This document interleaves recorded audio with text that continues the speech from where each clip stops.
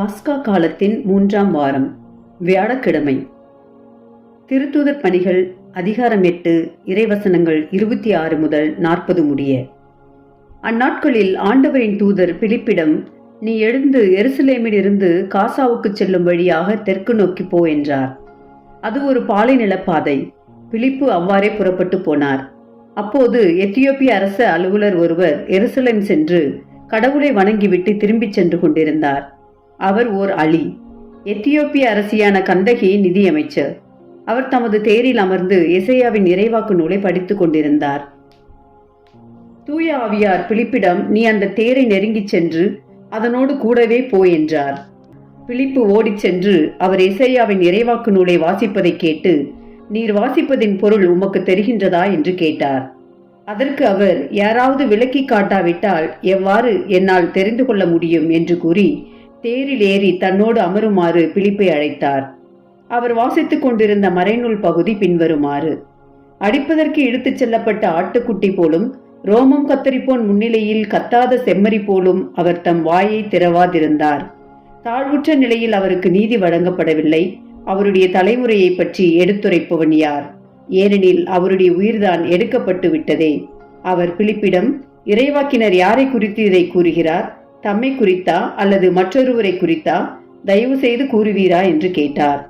அப்போது பிலிப்பு இந்த மறைநூல் பகுதியிலிருந்து தொடங்கி இயேசுவை பற்றிய நற்செய்தியை அவருக்கு அறிவித்தார். அவர்கள் போய்கொண்டிருந்த போது வழியில் தண்ணீர் இருந்த ஓர் இடத்துக்கு வந்தார்கள். அப்போது அவர், இதோ தண்ணீர் உள்ளதே, நான் திருமுழுக்கு பெற ஏதாவது தடை உண்டா என்று கேட்டார். அதற்கு பிலிப்பு, நீர் முழு உள்ளத்தோடு நம்பினால் தடையில்லை என்றார். உடனே அவர், இயேசு கிறிஸ்து இறைமகன் என்று நம்புகிறேன் என்றார். உடனே அமைச்சர் தேரை நிறுத்த கூறினார். பிலிப்பு, அமைச்சர் ஆகிய இருவரும் தண்ணீருக்குள் இறங்கினர். பிலிப்பு அவருக்கு திருமுழுக்கு கொடுத்தார். அவர்கள் தண்ணீரிலிருந்து வெளியேறின உடனேயே ஆண்டவரின் ஆவியார் பிலிப்புவை எடுத்துச் சென்று விட்டார். அமைச்சர் அதன் பின் அவரை காணவில்லை. அவர் மகிழ்ச்சியோடு தம் வழியே சென்றார். பின்பு பிலிப்பு ஆசாத்து என்னும் இடத்தில் காணப்பட்டார். செசரியா போய் சேரும் வரை அவர் சென்ற நகரங்களிலெல்லாம் நற்செய்தியை அறிவித்தார். இது ஆண்டவரின் அருள்வாக்கு.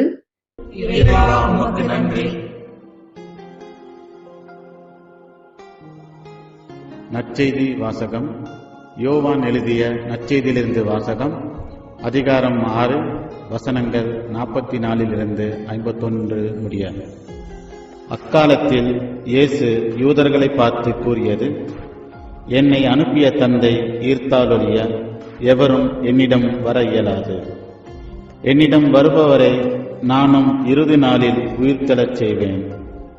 கடவுள் தாமே அனைவருக்கும் கற்றுத்தருவார் என இறைவாக்கு நூல்களில் எழுதியுள்ளது. தந்தைக்கு செவிசாய்த்து அவரிடமிருந்து கற்றுக்கொண்ட அனைவரும் என்னிடம் வருவர். கடவுள் தாமே கற்றுத்தருவார் என்பதிலிருந்து தந்தையை எவராது கண்டுள்ளார் என்று பொருள் கொள்ளக்கூடாது. கடவுளிடமிருந்து வந்துள்ளவர் மட்டுமே கடவுளை கண்டுள்ளார். உறுதியாக உங்களுக்கு சொல்கிறேன், என்னை நம்புவோர் நிலைவாழ்வை கொண்டுள்ளனர். வாழ்வு தரும் உணவு நானே. உங்கள் முன்னோர் பாலை நிலத்தில் மன்னாவை உண்ட போதிலும் இறந்தனர். உண்பவரை இரவாமல் இருக்கச் செய்யும் உணவு விண்ணகத்திலிருந்து இறங்கி வந்த இந்த உணவே. விண்ணகத்திலிருந்து இறங்கி வந்த வாழ்வு தரும் உணவு நானே.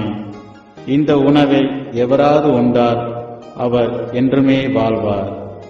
எனது சதையை உணவாக கொடுக்கிறேன். அதை உலகு வாழ்வதற்காகவே கொடுக்கிறேன். இது கிறிஸ்துவின் நற்செய்தி. கிறிஸ்துவே உமக்கு புகழ்.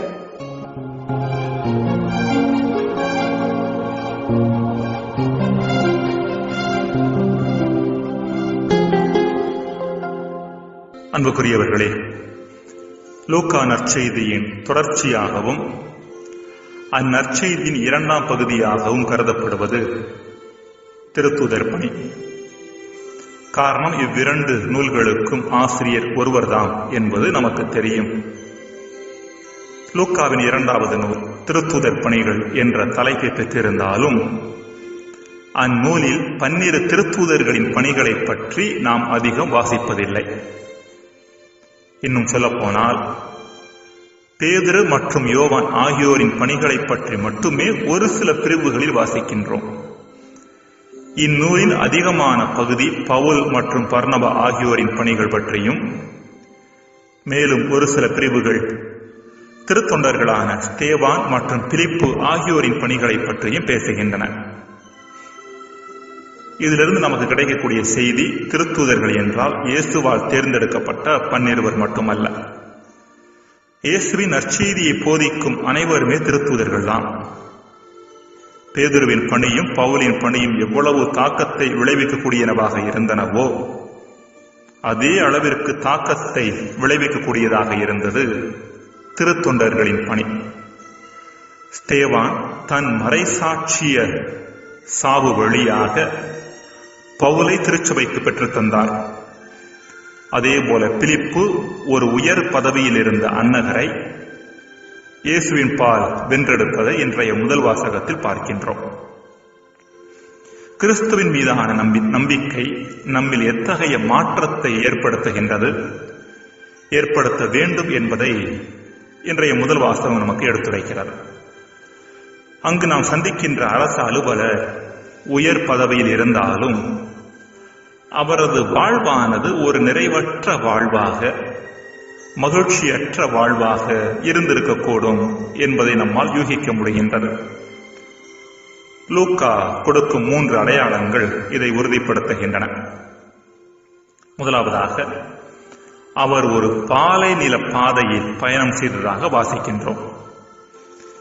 இது அவரது வாழ்வு மகிழ்ச்சி இல்லாத வறண்ட பாலைவனமாக இருந்தது என்பதற்கான ஓர் அடையாளம். இரண்டாவதாக, அவர் ஓர் அலி என்று லூக்கா குறிப்பிடுகின்றார்.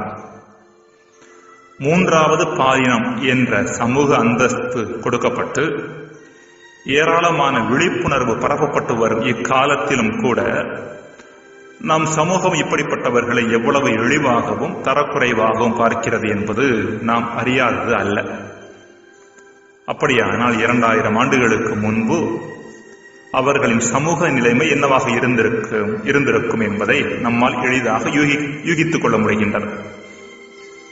மூன்றாவதாக, அவர் எசாயா இறைவாக்கு நூலில் துன்புறும் ஊழியன் பற்றிய பகுதியை வாசித்துக் கொண்டிருந்தார் என்று பார்க்கின்றோம். ஒரு அறிஞர், நீ எப்படிப்பட்ட புத்தகங்களை தேர்ந்தெடுக்கிறாய் என்று என்னிடம் சொல், நீ எப்படிப்பட்டவன் என்பதை நான் உனக்கு சொல்லுகிறேன் என்கின்றார். விவிலியத்தில் துன்பங்களை பற்றிய பகுதியை வாசித்துக் கொண்டிருந்ததே அவரது வாழ்வு துன்பத்தால் நிரப்பப்பட்ட ஒன்றாக இருந்தது அல்லது இருந்திருக்கக்கூடும் என்பதற்கான மேலும் ஓர் அடையாளமாக இருக்கின்றது. இப்படிப்பட்ட மனிதர் பிலிப்பின் இறைவாக்கு விளக்கத்தை கேட்டு அவர் கையால் திருமுழுக்கு பெற்ற பின்பு, அதாவது இயேசுவே இறைமகன் என்ற நம்பிக்கை கொண்ட பின்பு அவர் மகிழ்ச்சியோடு தம் வழியே சென்றார் என்று லூக்கா எழுதுகின்றார். வசனம் 39.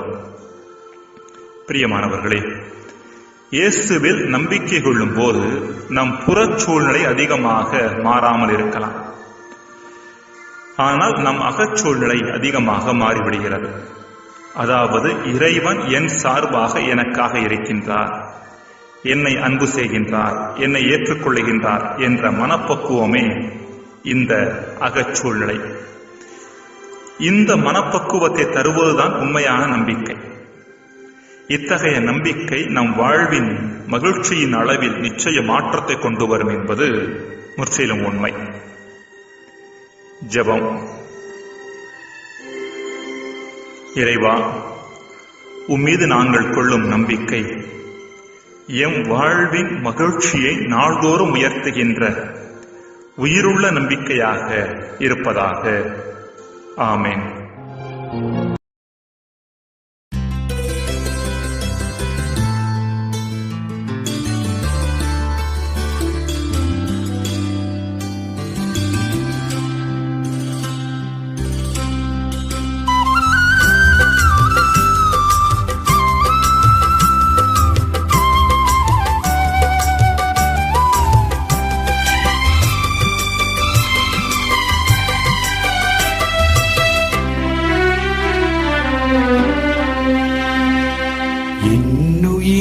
ஊசலாடும் போது ஆண்டவரே உம்மை நான் வேண்டுகிறேன். என்னுயிர் ஊசலாடும் போது ஆண்டவரே உம்மை நான் வேண்டுகிறேன். என் வியாகுலத்தின் வேண்டுதல்கள் எல்லாம் ஆண்டவரின் ஆலயத்தை அடைகிறது. என் வியாகுலத்தின் வேண்டுதல்கள் எல்லாம் ஆண்டவரின் ஆலயத்தை அடைகிறது. மீட்பளிப்பவர் ஆண்டவரே, மீண்டெடுப்பவர் ஆண்டவரே, மீட்பளிப்பவர் ஆண்டவரே, மீண்டெடுப்பவர் ஆண்டவரே. என் பொருத்தனை எல்லாம் நிறைவேற்றி நன்றி பலிகளை ஏறெடுப்பேன். என் பொருத்தனையெல்லாம் நிறைவேற்றி நன்றி பலிகளை ஏறெடுப்பேன். கட்டளை பிறக்குதையா, அற்புதம் நடக்குதையா. கட்டளை பிறக்குதையா, அற்புதம் நடக்குதையா.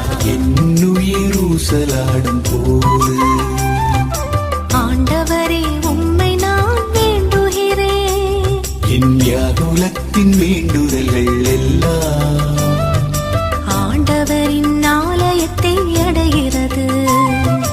என்னுயிர் ஊசலாடும் போது ஆண்டவரே உம்மை நான் வேண்டுகிறேன்.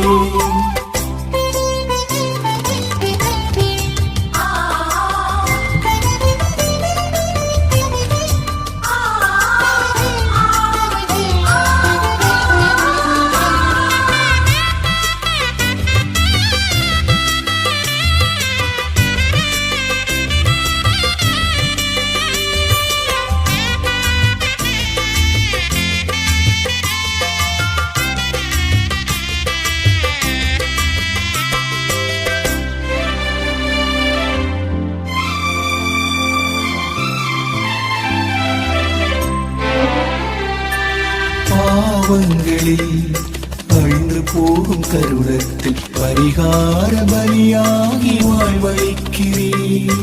இழப்புக்களில் அழுகின்ற நேரமெல்லாம் இதயத்தில் நம்பிக்கையை நாட்டி வைக்கிறேன். நோய்களின் தாக்கத்தில் குணமாக்கு ஆண்டவரா, கண்மணியாய் கருவிழியாய் என்னை காத்து வருகிறேன். எதிரிகளின் சூழ்ச்சிகளில் அலகையின் சோதனையில் எதிலும் வேலி கட்டி என்னை காத்து வருகிறேன். இயேசுவின் இரத்தத்தாலே பாவமெல்லாம் நீங்குதையா, இயேசுவின் இரத்தத்தாலே தீர்ப்பு எல்லாம் வெல்லுதையா. என்னுயிர் ஊசலாடும் போது ஆண்டவரே உம்மை நான் வேண்டுகிறேன். என் வியாகுலத்தின் வேண்டுதல்கள் எல்லாம் ஆண்டவரின் ஆலயத்தை அடைகிறது.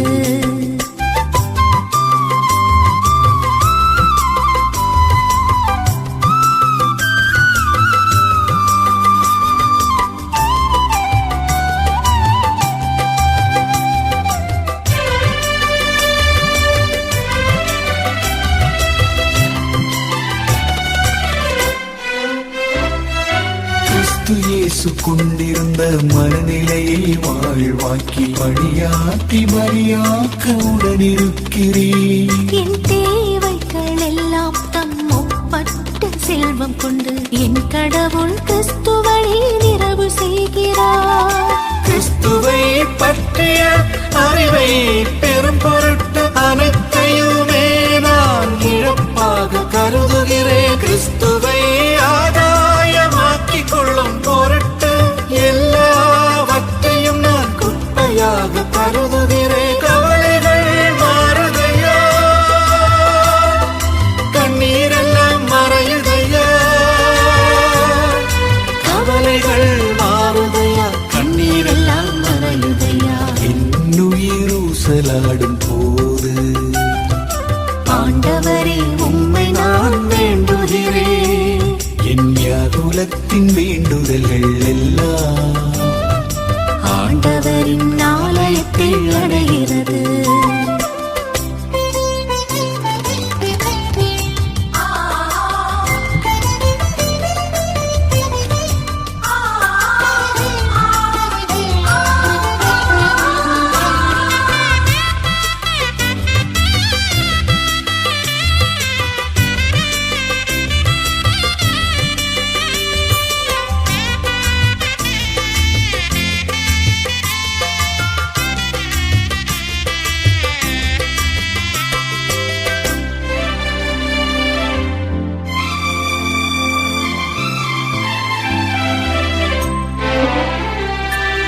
எதை குறித்தும் கவலை இல்லை எனக்கு.